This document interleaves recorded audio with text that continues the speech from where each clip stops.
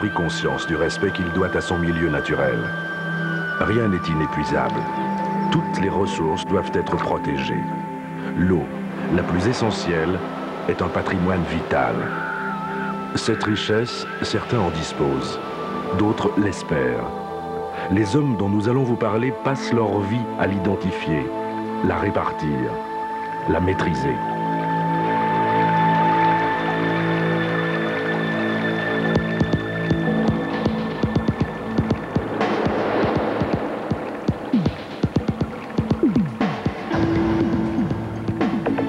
Définir leur métier d'ingénieur, c'est en conjuguer plusieurs.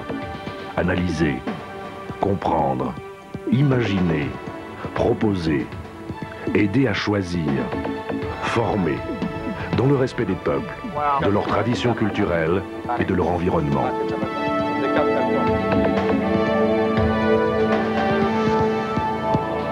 Ici, les moyens s'appellent matière grise, modèle mathématique, modèle réduit physique. Ils cherchent, mettent en commun leurs compétences, proposent des solutions. Leur vocation, rechercher des stratégies de développement durable, remettre en valeur des secteurs où l'eau joue un rôle prépondérant. Dans les pays où l'eau manque, cette eau dont la rareté fait la valeur, ils la cherchent, l'acheminent, la répandent. Entre eux, ils appellent cela l'hydraulique agricole. La seule chose qui compte, c'est que la terre devienne fertile.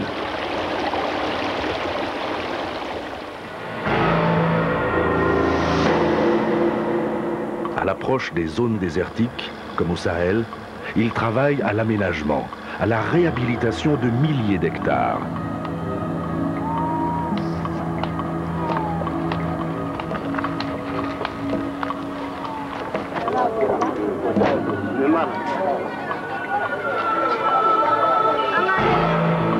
Ils sondent aussi le cœur des villes. Ils parlent alors d'hydraulique urbaine. Dans les villes à forte croissance, il faut savoir faire face à l'urgence. Il faut évacuer les eaux usées domestiques et industrielles.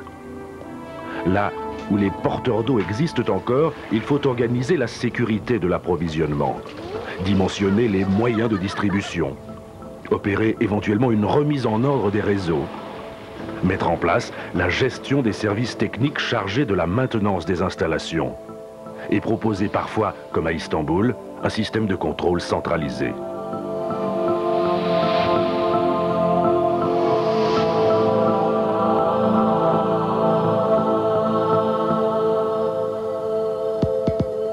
Ils apportent aussi leur réponse aux besoins des peuples, comme en Afrique de l'Ouest, dans les communautés villageoises.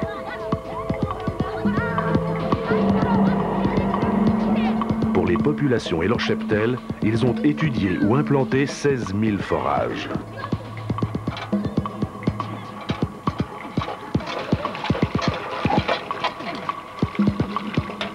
Et quel que soit l'enjeu, l'envergure du projet, ils font appel à tous les talents pour qu'à l'arrivée, la question soit réglée. Et pourquoi pas avec imagination.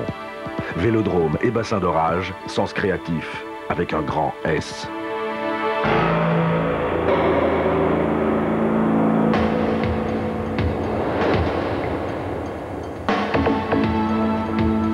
Ils s'implantent là où les problèmes l'exigent.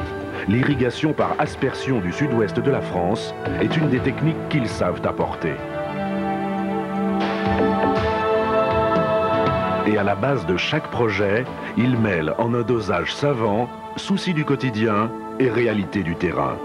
Toute approche est à la fois scientifique et pragmatique.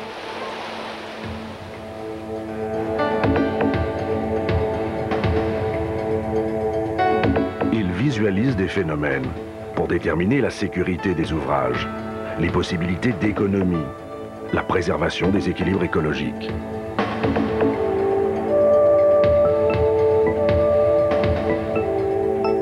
Leur laboratoire d'hydraulique est un outil précieux, un support indispensable à leur réflexion. Depuis 1923, il fait partie de leur histoire.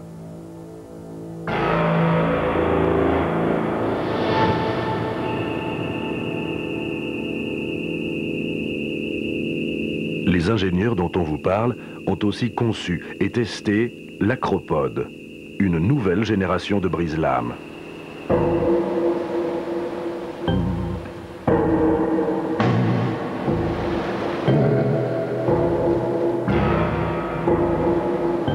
Ces blocs de protection, plus sûrs, plus économiques que leurs prédécesseurs, ont atteint une réputation internationale.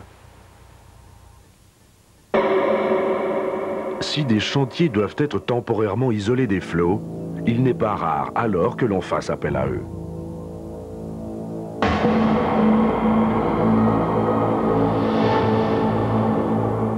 Pour d'autres cas encore, c'est l'œil du satellite qui leur permet d'affiner leurs plans. Ils observent par télédétection les zones où l'on réclame leur intervention.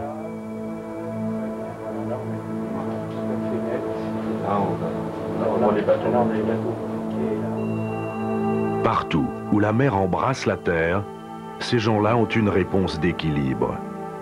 Le littoral ne cesse d'attirer les hommes. Il doit être développé par l'intégration judicieuse de ports de plaisance, de ports de commerce ou de pêche. Aménagé par la création de plages artificielles, la mise en place et l'entretien de voies d'accès au port. Protégé par la lutte contre l'érosion, l'ensablement, les pollutions.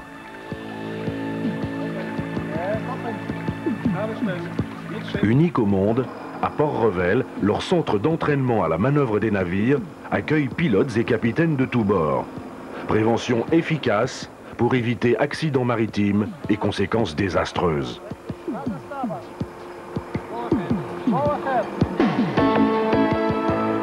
En d'autres endroits du globe, ils font preuve de leur maîtrise en ingénierie des barrages, quelle qu'en soit la finalité. Lorsqu'il s'agit de mettre en valeur les ressources hydroélectriques, ils le font selon le degré d'équipement du pays concerné. Dans les pays neufs, les besoins en énergie sont criants. Le développement industriel urbain et agricole passe alors par des barrages à buts multiples.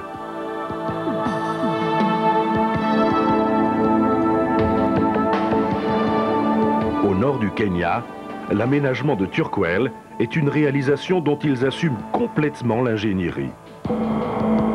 À quelques 3500 km plus au sud, ils sont pilotes d'un gigantesque projet. Ils apportent tout leur savoir-faire au Lesotho Highland Development Project. 45 km de galeries pour relier un des plus grands barrages d'Afrique, Katsé, au complexe hydroélectrique de Muela.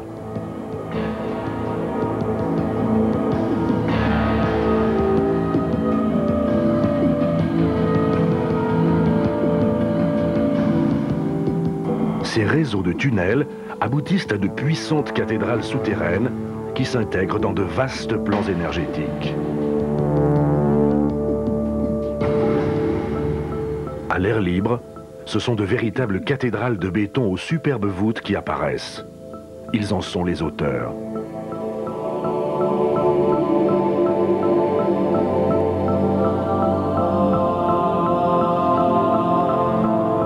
Même dans l'immensité, ils appliquent à la lettre la nécessité de bâtir en fonction de l'environnement naturel et humain, avec un R, comme respect.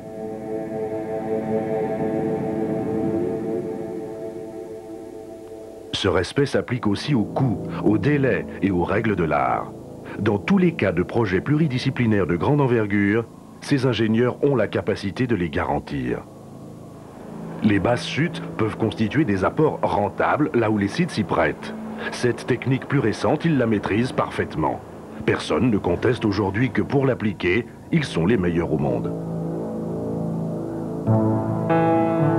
À Vidalia, aux États-Unis, sous seulement 6 mètres de chute, une centrale fonctionne avec 8 groupes bulbes de 24 MW. Préfabriquée en chantier naval, transportée sur les eaux du Mississippi, cette centrale a ensuite été installée sur le site. On leur doit cette innovation. Lorsqu'il est question de développement régional, ils identifient les ressources d'un bassin versant, d'une région ou d'un pays. Ils s'appuient sur son tissu économique et social. Ils élaborent des plans directeurs, le chemin à suivre. Ils le font en équipe de plusieurs disciplines pour une réussite optimale. Pour que s'inscrive derrière le projet le G, de gagner. Gérer, apprivoiser, franchir le torrent, la rivière ou le lac tout en préservant la qualité de l'eau, c'est l'hydraulique fluviale.